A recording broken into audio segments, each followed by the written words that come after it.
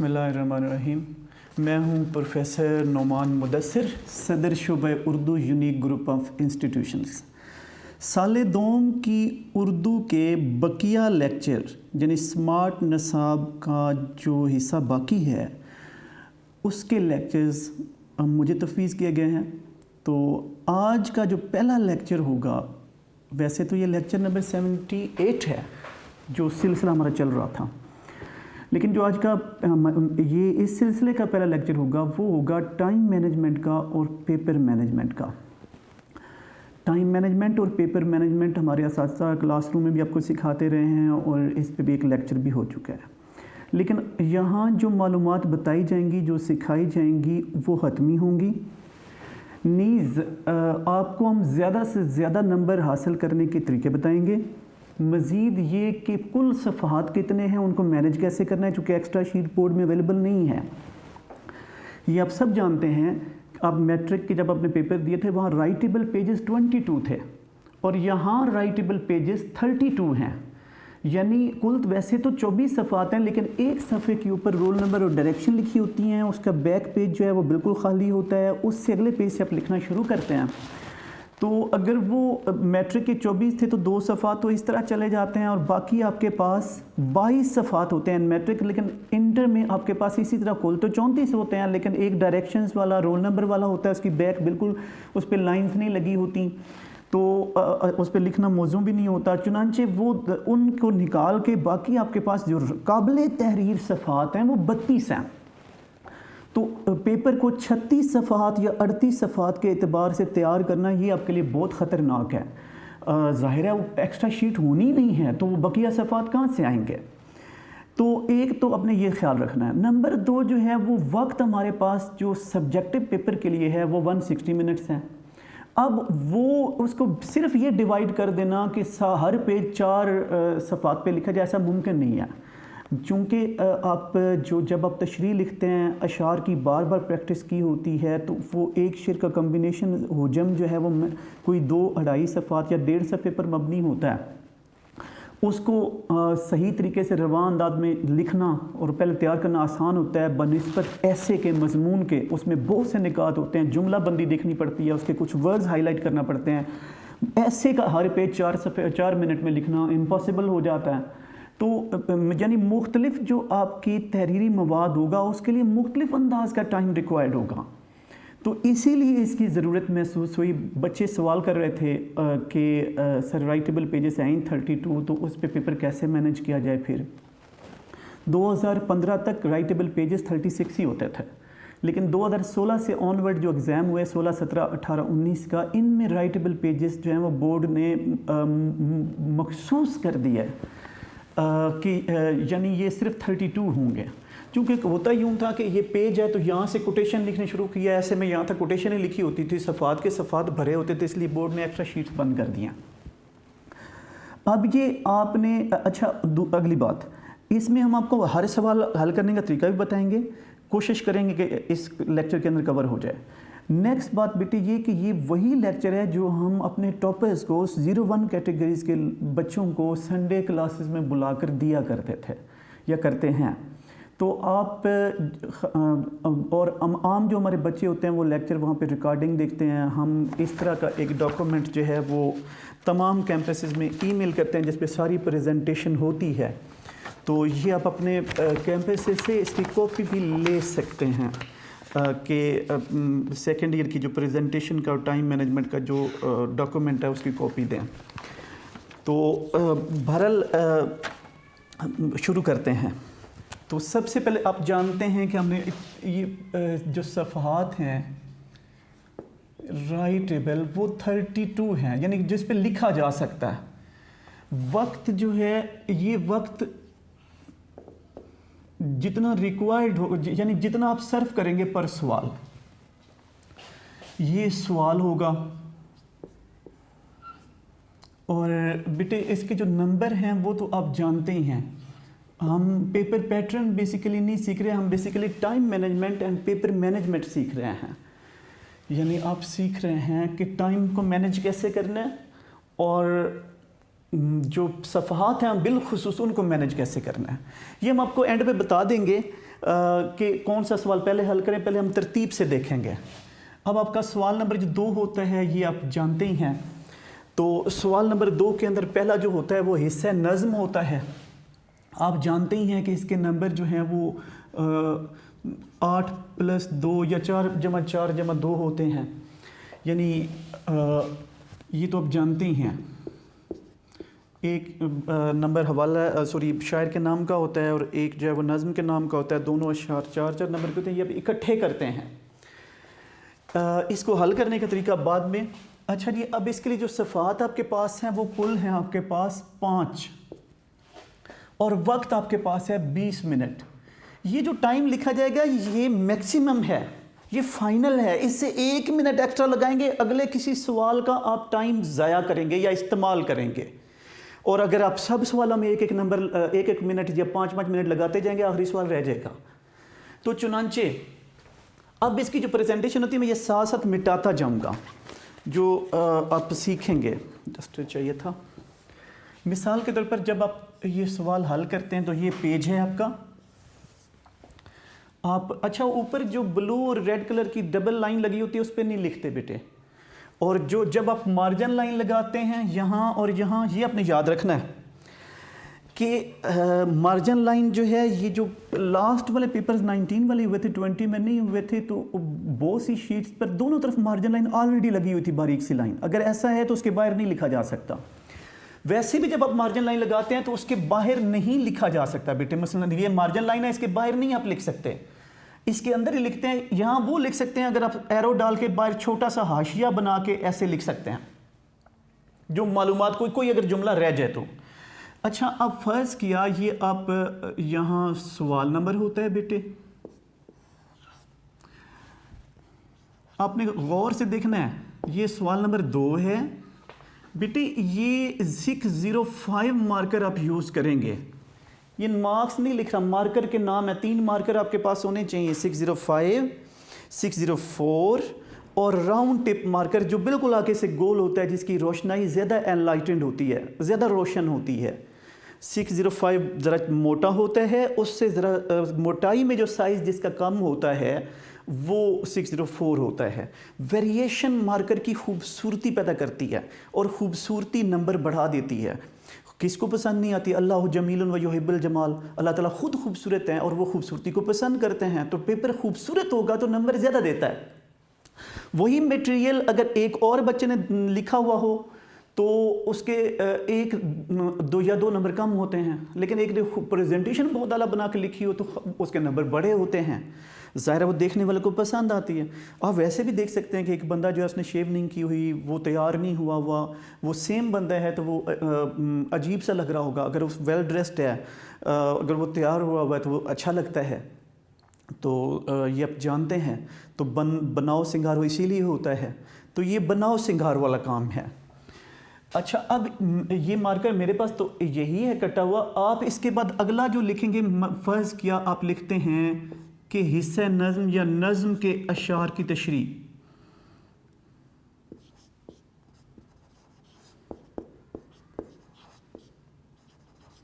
अगर ये बड़ा है तो आप हिस्सा नज़्म लिख सकते हैं सिर्फ। तो वैसे आपको पूरा ही लिखना चाहिए, वहाँ आपके पास काफ़ी बड़ा वक्त होना है, बड़ी जगह होनी है, वो चौड़ा पेज होता है। ये आप 04 से लिखते हैं बेटे। फिर आप नेक्स्ट जो है वो क्या करते हैं कि जो दोनों अशार हैं बेटे आपके, मसलन पहले 2 लफ्ज़ लिखें, डॉट डॉट डॉट डालें, डॉट डॉट डॉट डालें, आखिरी 2 लफ्ज़ लिख दें। इसी तरह यहाँ दूसरा शेर, पहले 2 लफ्ज़ लिखें, डॉट डॉट डॉट डालें और डॉट डॉट डॉट डाल के आखिरी 2 लफ्ज़ लिख दें। या फिर आप पूरे शेर भी लिख सकते हैं, लेकिन उस पर टाइम लगता है बेटे। यूँ करने के बाद बेटा आप इसके बाद आप लिखते हैं कि नज़्म का उन्वान,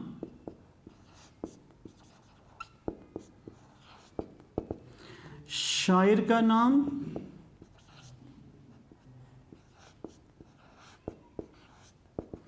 फिर इसके बाद बेटे इसका माखज़ जो है वो भी आप सिन्फ़े सुखन, अगर आपको पता है कि ये हैयत के लिहाज से मुसद्दस है, मुखम्मस है, रुबाई है, मसनवी है, अगर आप हैयत उसकी जानते हैं यानी लिटरेरी स्ट्रक्चर जानते हैं तो तब आप सिनफ़ सुखन का भी हेडिंग दें, वरना यहाँ माखज़ लिखते हैं, आपको पता ही होगा कि एंड पे लिखा होता है कि इस किताब से लिया गया है।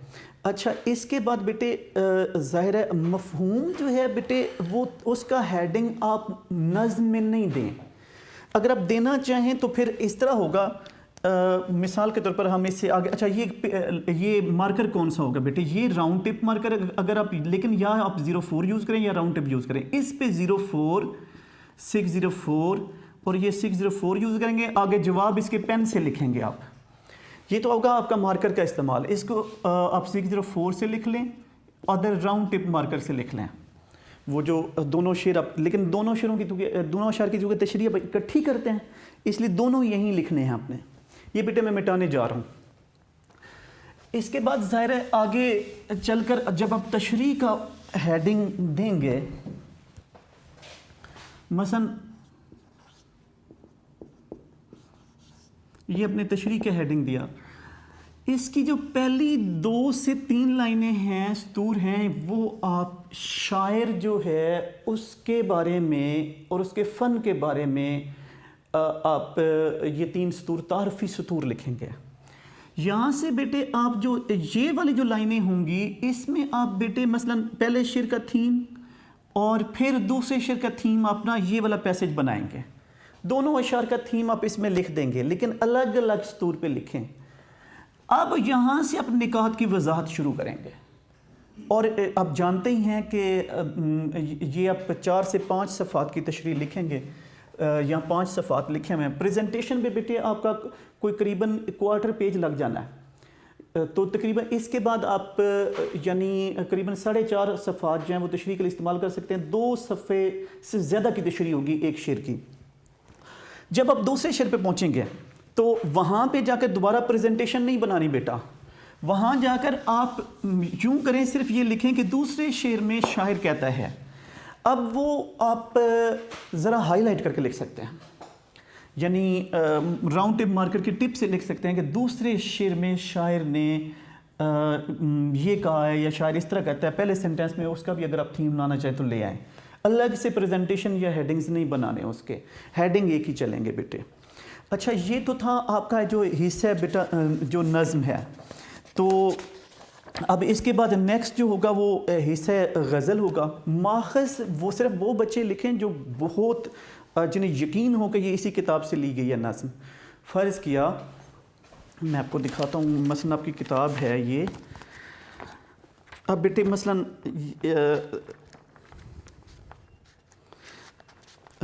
मसलन नात है तो देखें लिखी गई है अस्सल्लु अलैहि व आलिही। तो बेटे ये किताब के नाम एंड पे लिखे होते हैं। तो माफ़ज़ लिखने का मतलब आप अपने आप को ज़्यादा नॉलेजफुल शो कर रहे होते हैं, इसका असर पड़ता है एग्जामिनर पर। अब जो इसका दूसरा हिस्सा है बेटा वो ज़ाहिर है आप जानते हैं कि यानी ये हिस्सा नज़्म था,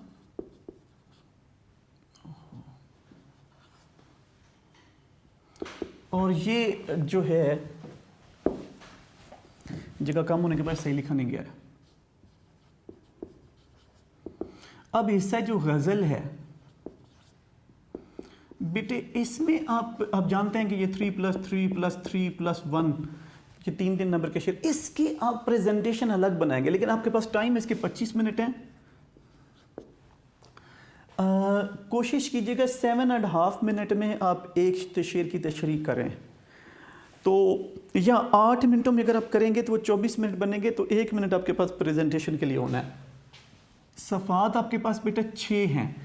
इसमें आप सफ़ा कैसे बढ़ा सकते हैं? हम नीचे चल के जब ऐसे पढ़ेंगे ना, तो उसमें अगर आपने मुकर्रर वक्त के अंदर उतना ऐसे नहीं लिख सकते, तो उसमें से एक पेज बचेगा, वो आप यहाँ 7 पेजेस की कर सकते हैं, वरना 2-2 पेजेस की तशरीह काफ़ी है। प्रेजेंटेशन पे ज़्यादा वक्त ना लगाइएगा।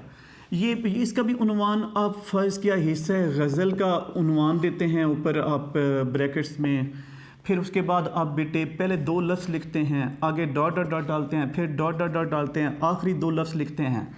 इसके बाद आप शायर का नाम लिखते हैं, फिर आप इसका मसलन क्या सिर्फ शायर लिखना दुरुस्त है? दुरुस्त होता है, लेकिन हेडिंग खूबसूरत नहीं बनता है। अच्छा जी, उसके बाद आप इसका मफहूम का हेडिंग देते हैं बेटे, उसके बाद आप इसकी तशरीह का हेडिंग देते हैं बच्चे।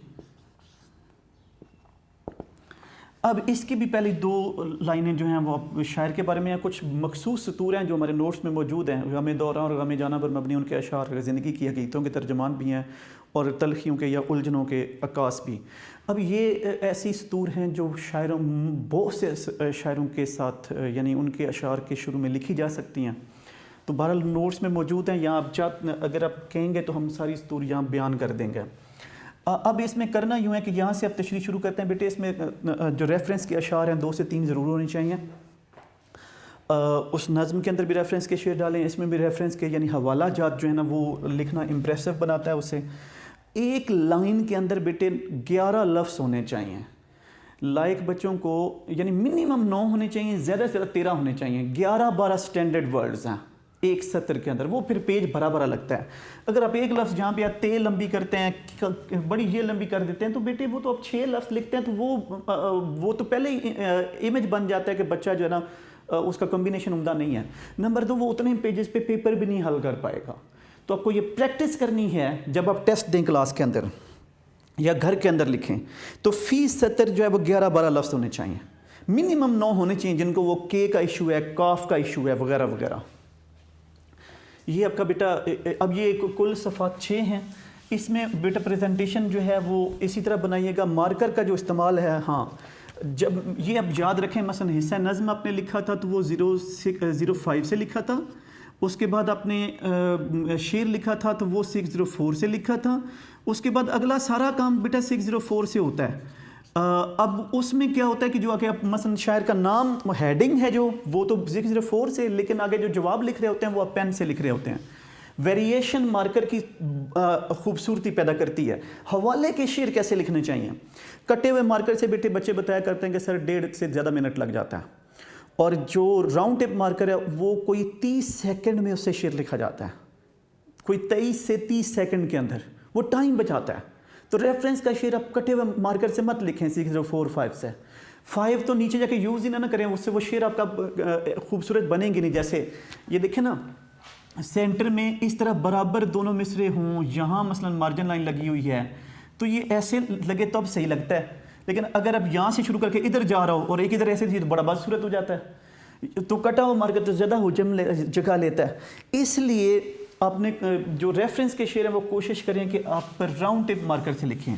अगर आप मैनेज कर सकते हैं, राइटिंग की आपकी बहुत प्रैक्टिस है, आप जल्दी से लिख सकते हैं, तो 604 से लिख लें। अगर आप बहुत खूबसूरत लिखना चाहते हैं, लेकिन उस पर टाइम नहीं लगाना कि असल मवाद रह जाए और रेफरेंस के शेर के ऊपर आपका ज़रा ज़ोर सर्फ हो रहा हो।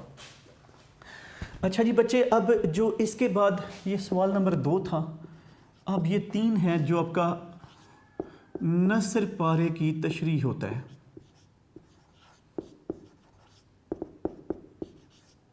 मैं बार बार कह रहा हूं कि आप ना ये ध्यान रखना है कि 32 सफ़हात हैं, इससे ज़्यादा सफ़ा हमारे पास नहीं है, ना वहाँ कोई एक्स्ट्रा शीट अवेलेबल है, जैसा कि आपने मैट्रिक में तजर्बा किया था।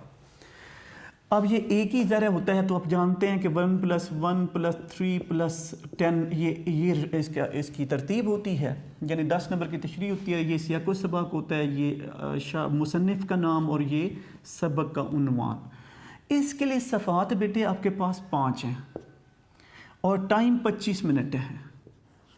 अब इसमें क्या करना चाहिए? आपने इसके एतबार से रहना है, पर पेज के अगर एतबार से रहे तो बहुत सी जगहों पे टाइम ज़्यादा लगता है, बहुत सी जगहों पे कम लगता है। आपने सवाल के एतबार से देखना है, उस पर किसी जगह मसलन प्रेजेंटेशन बनाते हो ज़्यादा वक्त लग जाता है, आगे जाके पेन से लिखते हो कम वक्त लगता है, उस एतबार से आपने लिखना है। महज ये नहीं देखना कि पर पेज के एतबार से मैं टाइम देख रहा हूँ, पर पेज नहीं, पर क्वेश्चन के एतबार से टाइम देखें आप। अच्छा जी, एक पेज जो आपका होता है, जो फर्स्ट पेज है, आप जानते हैं कि उस पर क्या करना चाहिए। मसलन जी सवाल नंबर 3 है,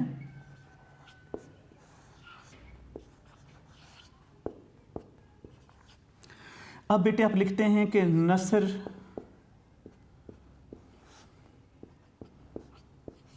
पारे की तशरीह। पारों ना लिख दीजिएगा बेटे, एक ही पैसेज आप करते हैं। अच्छा, नॉर्मली ना एक ऐसे बेस आता है, एक स्टोरी बेस्ड आता है। तो आपने कोशिश ये करनी है कि अच्छा डिबेट जिसमें ज़्यादा होना, जो लायक बच्चा है, जिसमें आप तशरीह ज़्यादा कर सकते हैं, एक तो सिलेक्ट उसे करना चाहिए। जो हमारा कमज़ोर बच्चा है उसे स्टोरी बेस सिलेक्ट करना चाहिए, तो उसमें वो उसको एलेबोरेट यानी उसको वजाहत या उसकी तफसील आसानी से लिख सकेगा, उसका सियाको सबाक भी आसान होता है। तो ये तो आप अपनी एहलियत काबिलियत के अतबार से, लेकिन जो मुतवसत बच्चे हैं, जो लायक बच्चे हैं, उन्हें हमेशा कोशिश करनी चाहिए कि ऐसे बेस को अटैम्प्ट करें, उसमें डिटेल्स ज़्यादा होती हैं, उसको ज़्यादा डी कोड करके उसके अंदर हवाला जात डाल के ज़्यादा अच्छी तशरीह कर सकते हैं। अच्छा, ये 05 से है, ये 04 से है। इसके बाद आप इक्तबास अलिफ या बे, चूँकि नसर पर लफ्ज़ इस्तेमाल कर लिया ना, तो रेपिटिशन नहीं करें। इक्तबास बेटे सिलेक्टेड पैसेज को ही कहते हैं। इक्तबास फ़र्ज़ किया, हम अलिफ हमने सिलेक्ट किया, ये फिर 05 से लिखें। अच्छा, खाका मतन की हेडिंग देनी चाहिए। अगर आप खूबसूरत, वो फिर मार्कर का इस्तेमाल बहुत ज़्यादा उस पेज पे हो जाएगा। आप यूँ भी कर सकते हैं कि पहले 2 लफ्ज़ लिखें, डॉट डॉट डॉट डॉट डाल के आगे एंड वाले 2 लफ्ज़ लेके या इन्वर्टेड कामास क्लोज करते हैं। अब आप दे रहे हैं हवाला मतन का हेडिंग, क्योंकि जगह कम है बेटे, तो अच्छा जी, तो इसलिए अब नीचे मेरा ख्याल नज़र आ रहा होगा। अब यहाँ पे आप बेटे क्या है जी, सबक का उन्वान और यहाँ पे मुसन्निफ का नाम। अभी इतना नहीं होगा बेटे, ये मैं यहाँ से अलग से लिखता हूँ। तो अब यूँ करना चाहिए कि ये जो नीचे वाला हिस्सा है, ऊपर वाला हिस्सा तो आप समझ ही चुके होंगे। ये वाला हिस्सा जो है ना, इस तरफ लेके आते हैं ताकि आप आसानी से ना बेटे यहाँ पे, अब आप फ़िलहाल इसे वर्कशीट समझ लें। अच्छा जी, हवाला मतन, अब बेटे ये 605 से है, आगे सबक यहाँ से नहीं, यहाँ से सबक का उन्वान और मुसन्निफ का नाम। बेटे ये 604 से आप लिख रहे हैं, और यहाँ जो जवाब आप आगे लिख रहे हैं ये बेटे आप पेन से लिख रहे हैं, ये आप पेन यूज़ कर रहे हैं। अच्छा, इतना नहीं, अब बताएं कि ये सिन्फ़ अदब के लिहाज से क्या है ये सबक, और फिर बताएं कि इसका माखज़ क्या है। तशरीह आप करें तो पूरी वजाहत करें। अच्छा, ये लिखने से खूबसूरती पैदा होती है और ज़रा जान पैदा होती है। अच्छा, इसके बाद जो अगला अब ज़ाहिर है वो सियाको सबाक का बेटे टीचर्स आपको पढ़ाते होंगे, इजमाली भी होता है और क्या कहते हैं मिसाली भी होता है। तो बेटे जो इजमाली और मिसाली है, यानी स्टोरी बेस का आप जानते हैं कि मिसाली होता है और इजमाली होता है, ऐसे बेस का उसके मेन निकात या मेन पॉइंट्स होते हैं। अब इसकी लेंथ आप बेटे जानते हैं कि ये 8 से 13 सतूर पर मबनी होना चाहिए। स्टैंडर्ड जो होता है वो 12-13 सतूर का ही होता है। ये सियाको सबाक जो आप लिखेंगे तो जो मिसाली होता है उसमें आप हमेशा बताया करते हैं कि ये जो मिसाली होता है उसमें बताया करते हैं कि इसके अंदर उसका मौका महल बताते हैं, आगाज़ बताते हैं, आगाज़ वाले पॉइंट्स, ये पैराग्राफ इसी मौके से लिए गया, और फिर उसके अगले वाला हिस्सा बताते हैं। मेरी तरफ तवज्जो टाइम की तरफ चली गई थी। अच्छा जी, अब ये लिखने के बाद आप तशरीह की हेडिंग देते हैं, उसकी भी जो शुरू की सतूर हैं बेटे वो भी ऐसे ही पोएट के बारे मुसन्निफ़ के बारे में, मुसन्निफ़ जो जिसका सबक है उसके बारे में एक सतर होनी चाहिए, एक जुमला जो है ना उस सबक का मरकज़ी ख्याल पेश करता हो, फिर यहाँ से आप आगे तशरीह शुरू करें। अब बेटे ये एक पेज आपका लगेगा इस काम पे सियाको सबाक तक, तशरीह आगे आप सेकंड पेज से शुरू हो रही है जो 4 पेजेस पर मुहित होगी। इसमें हवाला जात देने चाहिए, कौल हदीस मुख्तलिफ हवाला जात दिए जा सकते हैं। क्या शेर का हवाला देना चाहिए? कोशिश करें कि शेर का हवाला कम से कम दें या ना दें, कोटेशंस दें, लेकिन अगर दे देंगे तो कोई मज़ाक़ा नहीं है, लेकिन बहरहाल शेर का हवाला ज़्यादा अच्छा नहीं समझा जाता। मिर्ज़ा मोहम्मद हादी रुस्वा की नसर है, आप जानते हैं वो तो जो नसर है उसके साथ शायरी को साथ लेके चलते हैं, लेकिन बहरहाल कोशिश करनी चाहिए कि शेर कम से कम हो, नहीं तो ना हो।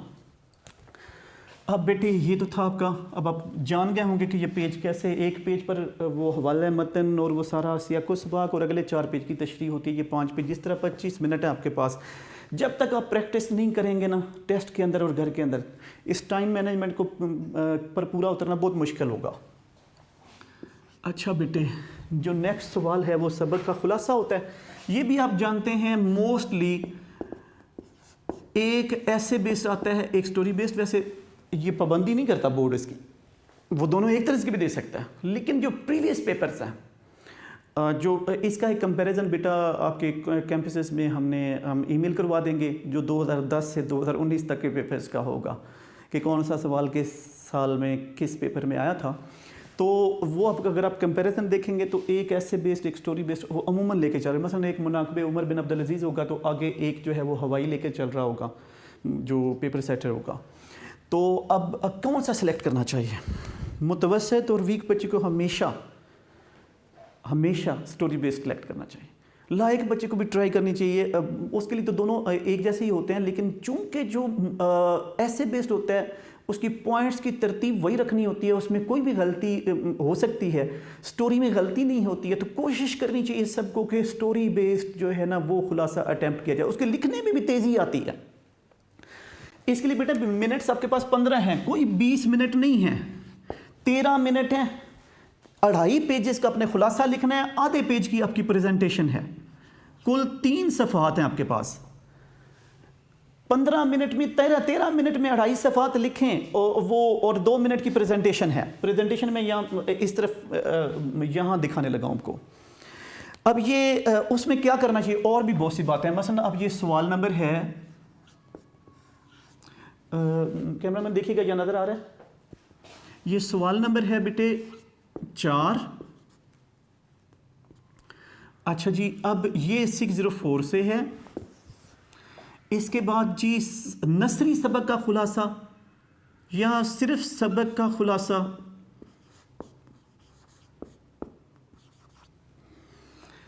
अच्छा जी ये 605 से था, सॉरी सवाल नंबर, हमेशा सवाल 605 से है, ये 04। अब वो फ़र्ज़ क्या कोई सा सबक आ गया है, फ़र्ज़ करते हैं कि मुनाकबे उमर बिन अब्दुल अजीज़ आ गया है, कोई सा भी सबक है, उसका नाम आप लिखेंगे या आप अकबरी की हिमाकतें लिखें ताकि वो स्टोरी बेस का जिक्र हम कर रहे थे।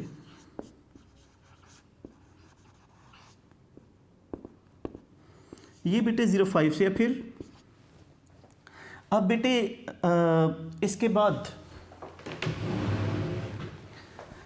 यहाँ पे बेटे आप ज़रा मुसन्निफ़ के नाम का एक नंबर है, चूँकि बेटे अब ये जानते ही हैं इसके मार्क्स जो 9+1 यानी 10 होते हैं। तो अच्छा जी मुसन्निफ़ का नाम ये बेटा 04 से आप लिख रहे हैं। ये मार्कर के नाम मैं लिख रहा हूँ, वहाँ ना लिखते रहिएगा 605 604 6 राउंड टिप वगैरह वगैरह, ये आपकी समझने के लिए लिखे हुए हैं साथ, ये मार्कर के नाम लिखते हैं।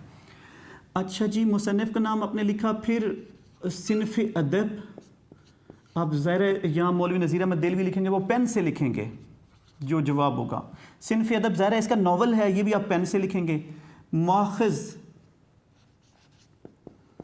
इसका मिरतुल उरूस है, यानी जो किताब है जो नावल है, तो वो भी उसका जवाब भी आप पेन से लिखेंगे। ये 604 से जो हेडिंग्स चल रहे हैं। अब बेटे इसके बाद आप खुलासा शुरू करेंगे। ये करीबन कोई 10 लाइनें आपकी सर्फ हो जानी है यहाँ से यहाँ तक। अगला 26 लाइनें होती हैं एक पेज पे बेटे, 26 सतूर होती हैं एक सफ़े पे, जो उनकी स्टैंडर्ड आंसर बुक है, आंसर शीट है। अब बेटे बाकी जो है 2.5 से ज़्यादा सफ़ात हैं, उस पे आप खुलासा तहरीर करेंगे, लेकिन टाइम की पाबंदी करें, क्योंकि यहाँ मार्कर का इस्तेमाल होता है, अमूमन इसमें 2 मिनट लग जाते हैं।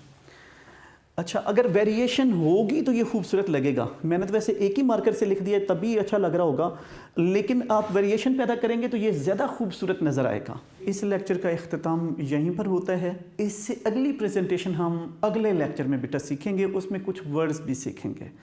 तो अपना बहुत ज़्यादा ख्याल रखिएगा।